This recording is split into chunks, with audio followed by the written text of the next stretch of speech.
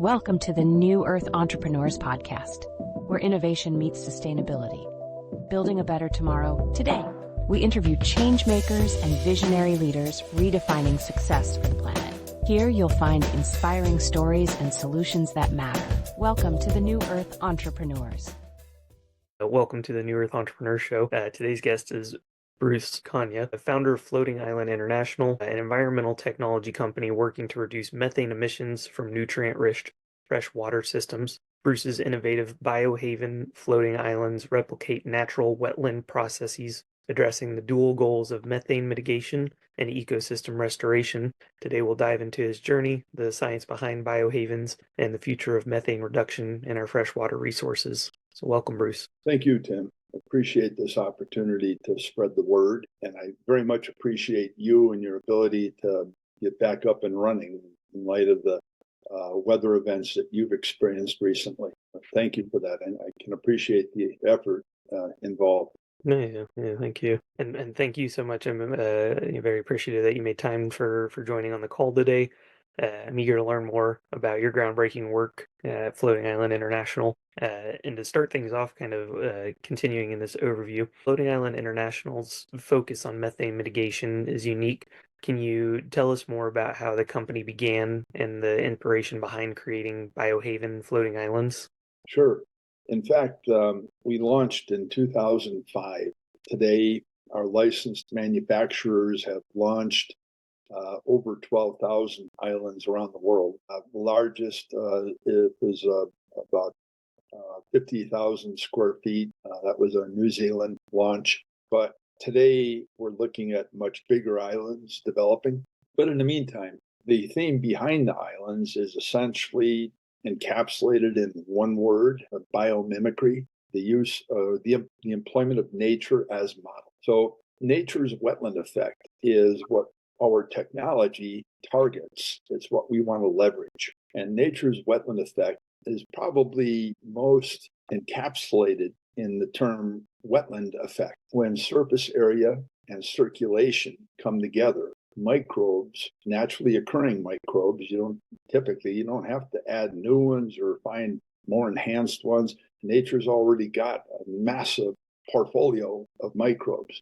But if you can maximize for surface area and circulation, those microbes will launch the food web instead of getting interrupted like so frequently happens today by a limited number of different macrophyte actors, including algae, cyanobacteria. They are supposed to be in a food web, but they're not supposed to dominate it. And today, without nature's wetland effect being employed enough, we end up slipping into these harmful algae bloom scenarios or places where some form of aquatic vegetation grows at an out of control basis and the balance is gone. But isn't it amazing that just by employing surface area in combination with circulation, we can cycle nutrients into and through a healthy food web far more aggressively, 4.5 times more aggressively than without, for example, circulation. You can have all the surface area in the world, but it won't do you that much good unless you're also circulating within it. So the bottom line is that getting a handle on nature's wetland effect and employing it purposefully is a way to keep water healthy or bring water back. And that would be the primary thrust of our company, Floating Island International, until now. Now we've learned, if you keep going with that theme, what happens with a plant eventually, whether it be phytoplankton or cyanobacteria, which is somewhere between the plant and the microbe, or massive volumes of milfoil or some form of aquatic vegetation. Ultimately, it dies and becomes sludge. In that sludge, with the lack of oxygen available, anaerobic or microbes that can operate without oxygen generate methane. They're called methanotrophs. And our sludge buildup is what has positioned aquatic methane as the largest source of methane on the planet. Ultimately, with all that organic debris and lack of oxygen sets the stage for methanogens to occur. The way to fix that is to go back to nature. Nature, I can't think of any instances where nature hasn't evolved a response. In this case, methanotrophs. They eat methane and they can operate under low dissolved oxygen status. What that means is that if we can maintain some oxygen at that sludge water interface on the bottom of nutrient impaired waterways, those methanotrophs will consume in the range of 80% of the methane that ebulates up through that sludge. And if you're aggressive with your oxygenation and are able to maintain that oxic status year round, you can hit even higher numbers and get the methane back to literally non-detect. We're doing it here. We have a research lake here at Shepherd called Fish Fry Lake. And here's the wonderful part about what I said. Do this with water.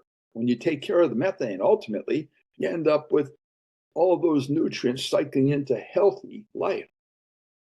I've got the best fishery in Montana for warm water species, at least. But so, I can go out and the fishing here is incredible. I remember at one point we had 10 kids come out, and in 4 hours they caught 671 fish. I had a blast. I bet.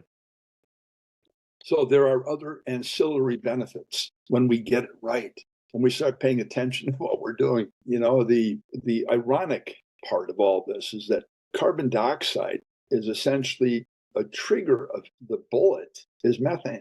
It won't be carbon dioxide that kills us. It'll be the methane if we don't get this one figured out. And by that, I mean we don't actually act and start addressing the single largest source of methane, which is inland waterways. And if they're nutrient impaired, their emission level will be an order of magnitude higher than it will if they're normal.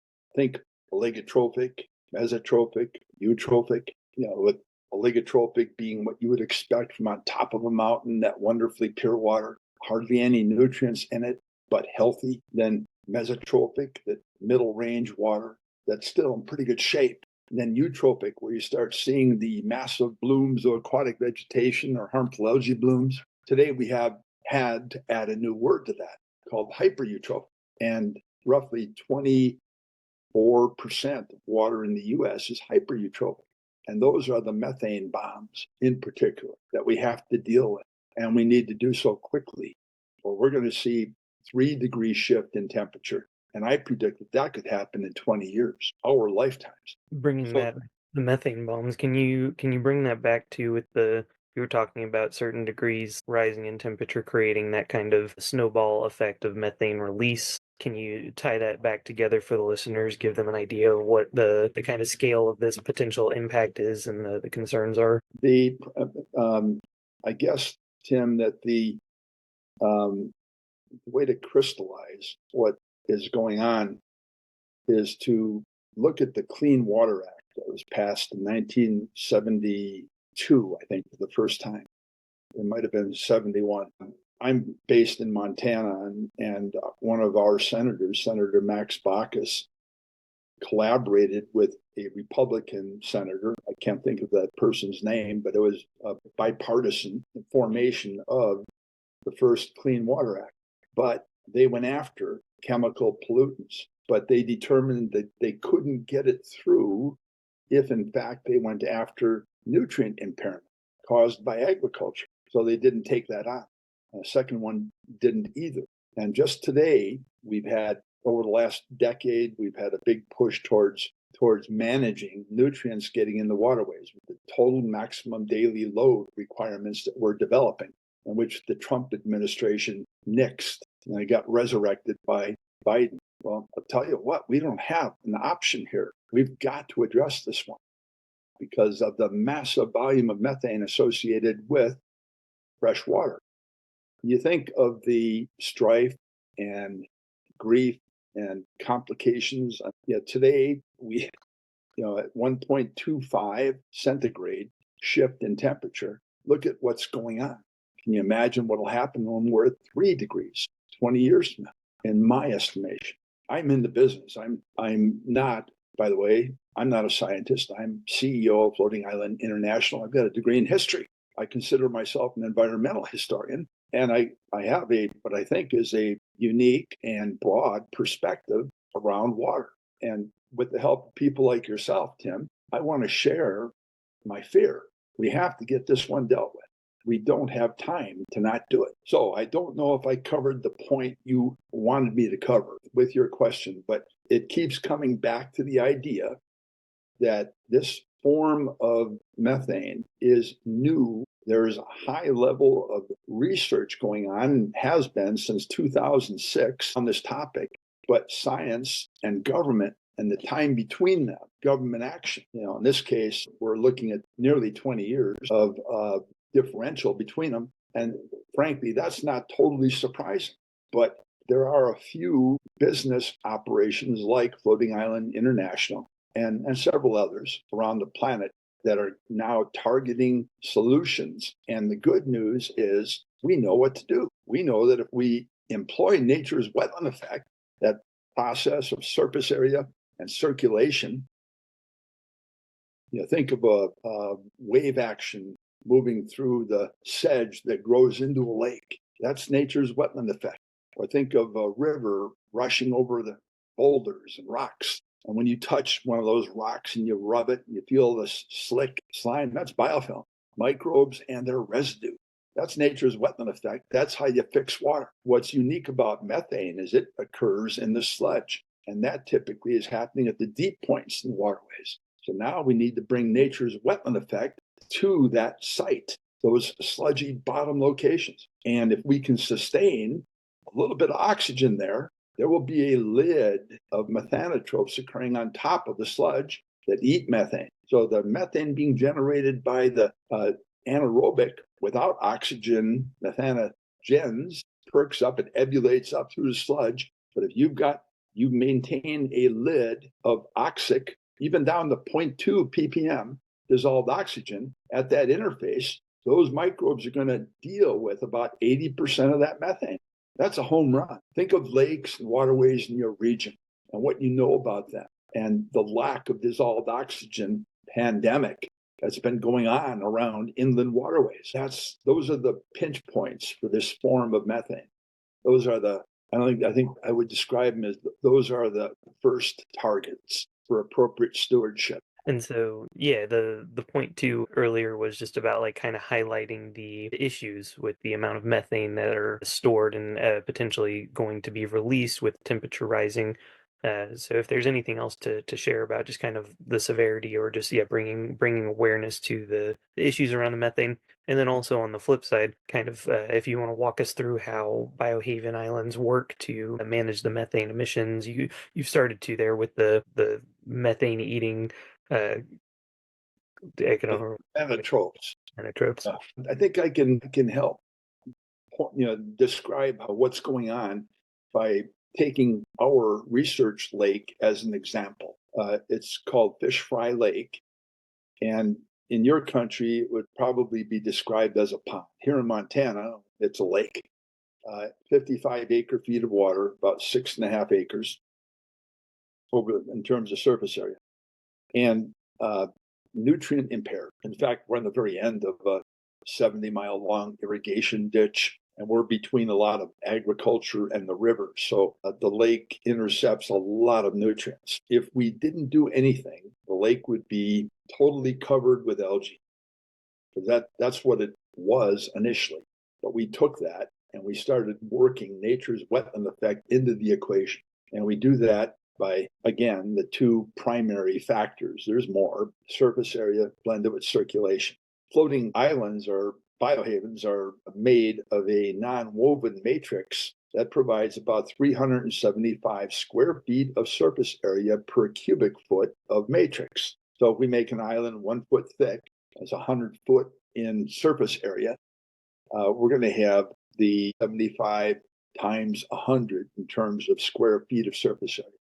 Then we circulate through that. We have a number of ways to circulate aggressively through this biofilm reactor, because that's what the islands are. They are biofilm reactors. And when we do that, we grow microbes and their residue, biofilm, which happens to be sticky. The particulates in the water that we move through this biofilm reactor stick to it.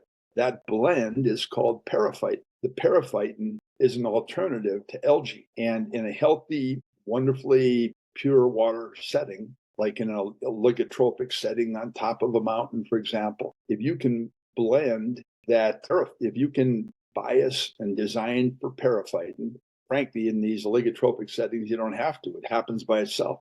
But here we are in a eutrophic setting, and we're adding this wetland effect too. And that's where the incredible productivity happens, because we can grow so much in the way of the food web. We can launch the food web and multiply its abundance. And that's the fishery result that I talked about earlier.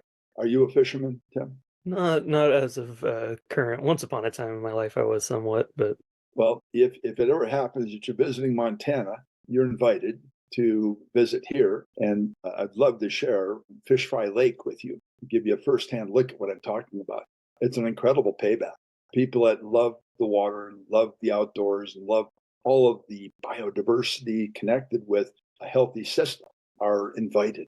Please, let your audience know that we love to share what's going on here, and they're invited to reach out. Amazing. Yeah, anyone listening will be able to check that out. Well, I do want to check, just in the time that we have here, if there's any kind of highlights, either from the successes that you might be proud of from developing and testing the scalable methane mitigation prototype, or any challenges, and also kind of the future vision.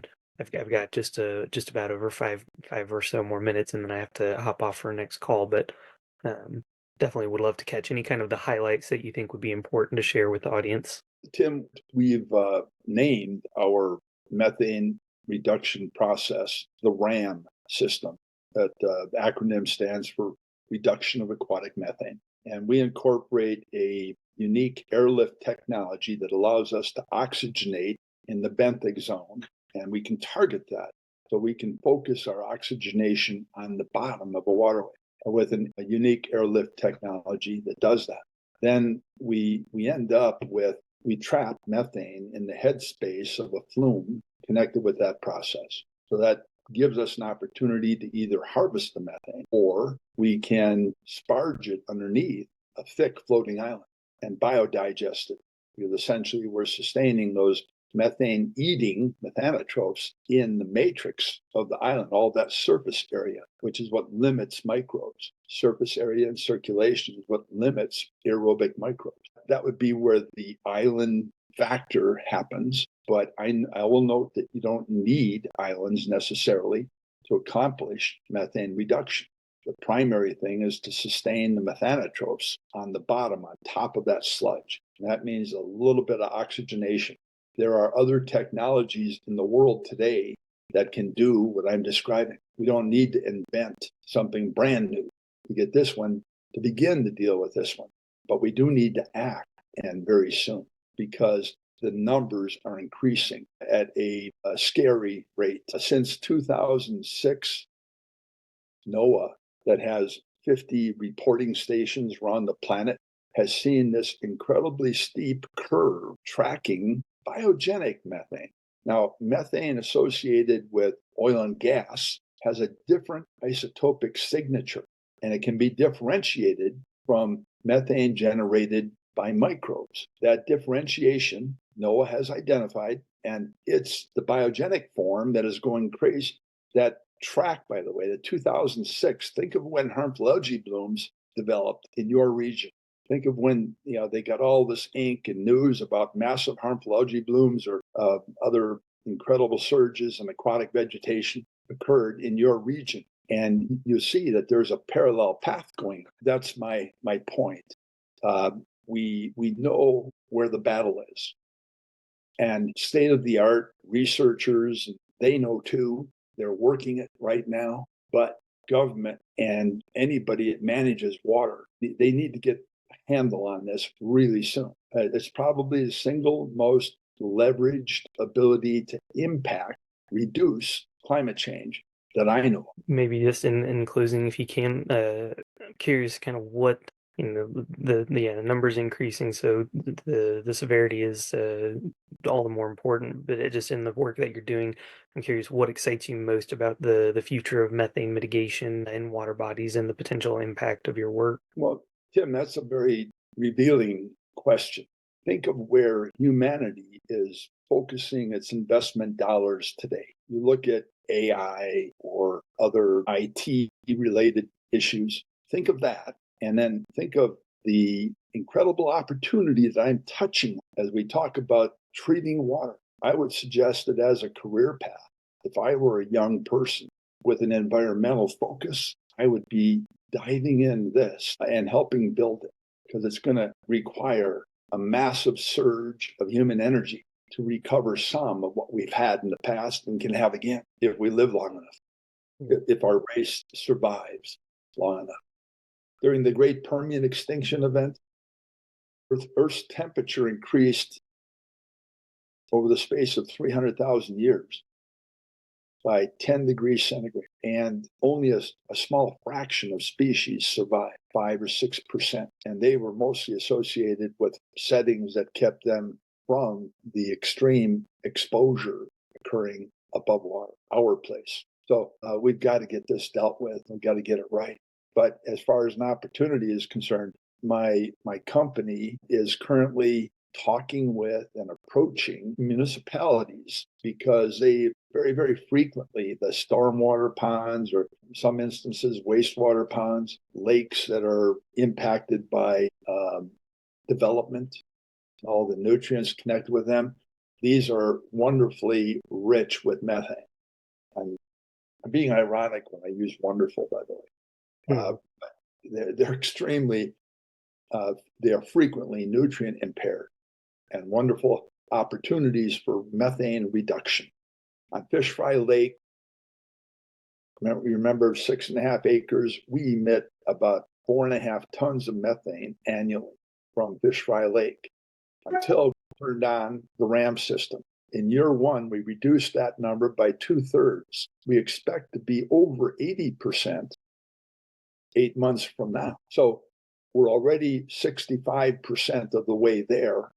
And we're going to literally have it relatively optimized in a 2-year stretch with a simple prototype system. And again, I'm eager to share and show that with people. Any of your listeners interested, reach out. The same premise, this idea of oxygenating the bottom of waterways and sustaining that life form of methanotrophs that eat methane, is key to dealing with what amounts to 40% of all methane. Too much data, right? Right.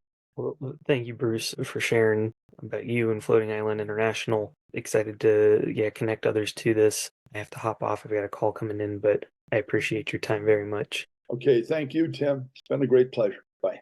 Bye.